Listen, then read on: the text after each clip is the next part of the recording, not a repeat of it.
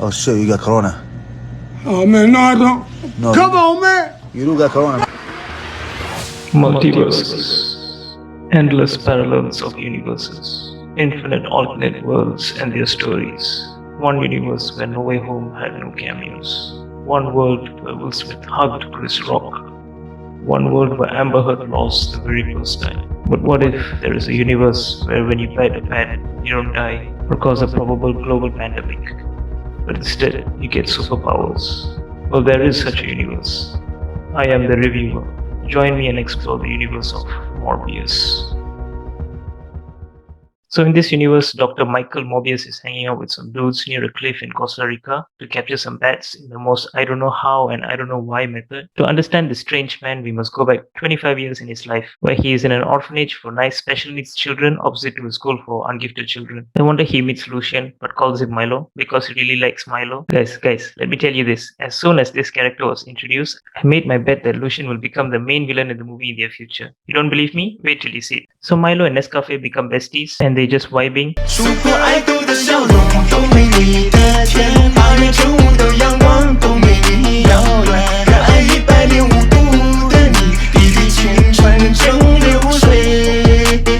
But one day Milo suddenly faints and the doctors and nurses are missing. So Morbius just fixes Milo's life support machine in a jiffy. The doctor who takes care of Milo is shooketh by Morbius's god-level IQ and offers him to study in a school for smart children. And he accepts, so he leaves Milo an origami letter and bids adieu. But the letter flies away and goes to the children from the ungifted school. They start bullying Milo, but Milo throws some successful hands, but they still start beating him up. His dog saves him and they all leave him alone. But guys, there's a reason for this occurrence. This universe's creator is secretly hinting Milo's supervillain origins. I know. So back to the future, 25 years later, Morbius becomes Dr. Morbius and creates artificial blood so that rare blood groups are always available during emergencies. He has saved a lot of lives because of that and is nominated for a Nobel Prize but declines it because he's a Giga Chad. He goes to his lab and flirts with his lab assistant Martin Bancroft, where they're working on a bat plus human DNA combination to cure Morbius's disease and to help others like him. Hence the bats from Costa Rica. There are bats in New York, but only Spanish-speaking bats will work. So after running several combinations of DNA of codes, they finally get a stable serum. But for human trials, they need more money. He then goes to visit his best friend Milo from the orphanage, who is now a Gordon Ramsay variant and is still rich,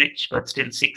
They take a walk and Morbius tells Lucian he needs more money and needs to do human trials on international waters due to legal issues. Lucian says, no problem, bro. Just get us that cure, yeah? It's funny because Lucian is also British. So Morbius and Martin head to international waters, technically in the middle of the sea with a ship full of mercenaries as guards to conduct the human trial. So Morbius gets vaccinated and is restrained, and then he jiggles for a while but then stabilizes. Then a board guard decides to go and annoy them. Martin asks him to bugger off, but then they both realize that the doctor is missing. They look for him and find him hanging off the ceiling. Morbius then starts attacking his co-workers but lets Martin live because he got love for her. He then goes on and kills everyone else on the ship and then demorbs, regrets what he has done, gets Martin a blanket and then wipes the CCTV footage and jumps off the ship and escapes. Then the next day, the cops come to check the crime scene. The two detectives there, the unfunny guy from Fast and Furious and the betraying assistant coach from The Way Back, say that it's similar to the San Francisco incident. They mean the Venom incident, I think. Then they find a paper origami. In case you guys didn't get that, Morbius is a professional paper origami artisan. So it's something that will lead to Morbius through further investigation. Don't ask me how. Meanwhile, Morbius had made his way back to the lab and has been figuring out his superpowers. Turns out he can parkour really well, has super strength, echolocation, and also has supersonic speed. The VFX in this movie has been so overdone that I was initially thinking that he had like magical powers too. Like, how did the bat DNA give him mystical powers? Were the bats magic? Anyways, it also turns out that he can only go for about 6 hours normally and then he'll go back to default settings, so he has to take blood every 6 hours. So far, artificial blood does the job but is getting ineffective and he'll need to rely on real blood because then he would have to go rob blood banks. So when Morbius is in the middle of a blood crash, Milo comes in and it's like, hey mate, you're right, bollocks, you look ripped.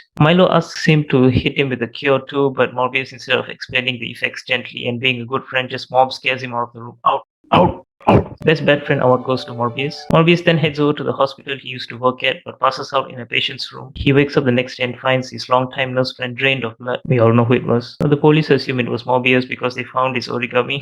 So they chase him but he morbs and tries to escape, but the cops have dealt with enough super beings so they capture him. So Morbius is in custody and the cops are like, why you do it, man? I need blood. No answers. No blood, hombre. Then he is in his cell very hungry but he gets a visit from his lawyer. It's just Milo. Milo's like, shut up mate, and gives him a red blood packet and walks away, leaving his cane behind. Yes, he too has morbed. He could have left him to die and the movie would have ended, but he wants his friend to survive. Good Friend Award and Bad Villain Award goes to Lucian, aka Milo. Morbius is shooketh by this, so chugs the blood and escapes prison and has a Matrix fight with Milo. Milo kills a few cops and gives him the "You and I are not so different, Spider-Man" dialogue, but Morbius flies away from the conversation. Morbius then goes undercover and finds Martine and explains the whole situation to her, and then steals a lab from a couple of thugs and develops an anti-agent to kill Lucian and himself. But he won't use it on himself because the studio has plans for a sequel. Meanwhile, Lucian has been having a splendid time drinking alcohol and other people's blood, but then his doctor/caretaker is like, "Bro, you wildin'," and then he goes, You're a great talker. Do me a favor. Off with kills him and kidnaps Martin to lure Morbius out. He comes out, but Martin gets injured badly and tells Morbius to suck her off. Suck her blood to use as a power-up. So using that power-up, he summons all of the bats in New York and discombobulates Lucian and stabs him with the anti-agent and he dies. So many bats in New York and he still goes for Costa Rican bats. He then flies away with his bat army and Martin becomes a she-Morbius. Twilight reference. Then the sky cracks due to the actions of Tom Holland in No Way Home, and the MCU Vulture, aka Batman #2, pops up in an empty cell and gets released because it's too much paperwork to keep him there. And then he meets Morbius and he's like, "Bro, I don't know how I got here. I think it's because of Spider-Man. Want to join my team to bully him? I'll get you blood fresh from the banks." Alrighty then. So now I'm guessing the Spider-Man will be most definitely Andrew Garfield, which will be then the Amazing Spider-Man versus the Sinister Six. Better give my man his third movie, Sony. You better lawyer up, because I'm not coming back for 30%. I'm coming back for